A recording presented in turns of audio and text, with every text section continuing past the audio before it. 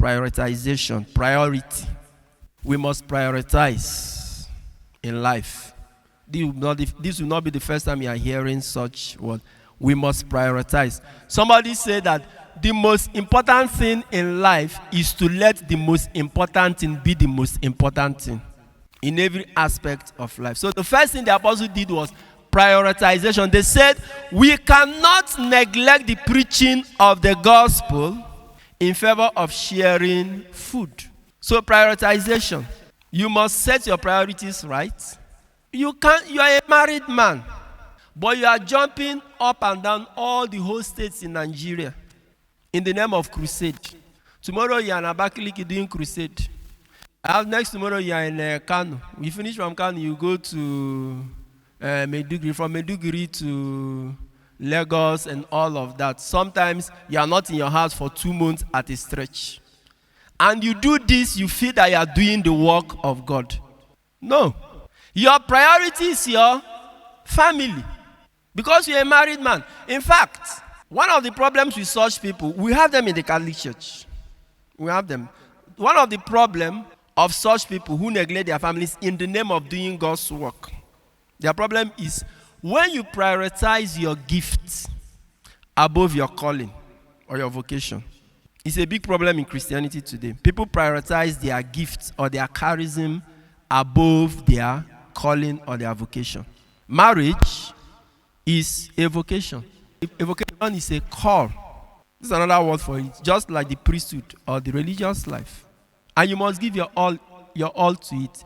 In fact, in Matthew chapter 19, marriage is so serious that when Jesus taught about the indissolubility of marriage, that one is not negotiable. If you remember, go to Matthew chapter 19. The apostles listened to him when he finished teaching without compromise. Then they said, if this is how marriage is serious, then it's better not to marry. That's what the apostles said. They said, it's better not to marry. And Jesus said to them, well, it's not everybody that can accept this. That some were born eunuchs, some were made eunuchs by men. Some were also made eunuchs for the sake of the kingdom. In other words, Jesus is saying it's not everybody that is called to married life. But anybody who is called to it must stick to it. So you can't prioritize your gift. That you have the gift of healing does not mean you will sacrifice your marriage going up and down everywhere to the negligence of marriage. You have lost your priority. You have the gift of preaching. You have now become the global preacher. If you don't go to Lagos and preach, people will go to hell. You know, we have them in the Catholic Church. They prioritize their gifts above their calling. Even among priests, my vocation is priesthood, is holistic. Then maybe I discover that I'm gifted with healing.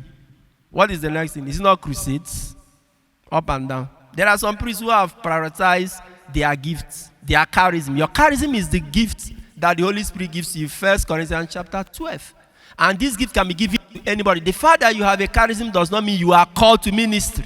In fact, it is said that the charism is given for the good of the community.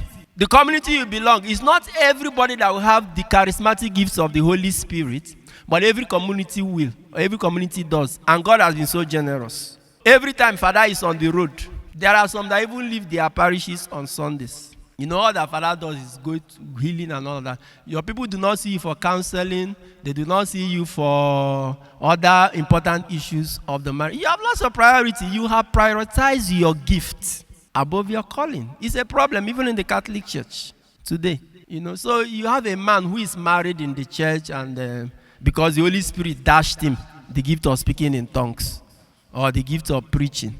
He will attach minister to his name. He's no longer Mr. Ifani Okeke Okonkwo. He is now evangelist or prophet Ifani Okonkwo. Okonkwo is that's why I'm using his name. You know, you prioritize and you neglect your family.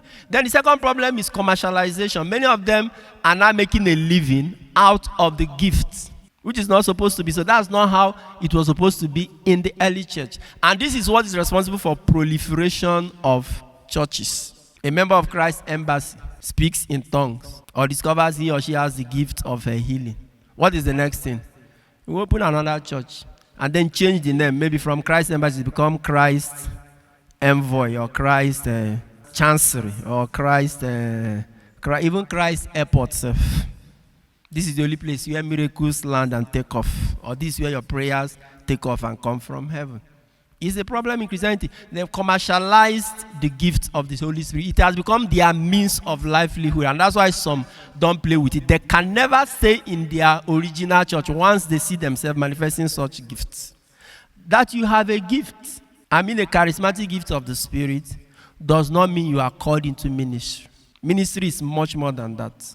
Vocation is much more than that. To watch full videos and get notifications for new ones, please subscribe to my YouTube channel. God bless you. Sign up with the largest community of Catholics online. Meet new friends, chat, post pictures and videos, make and receive audios and video calls, interact with lots of priests and religions. Download the app from Google Play Store.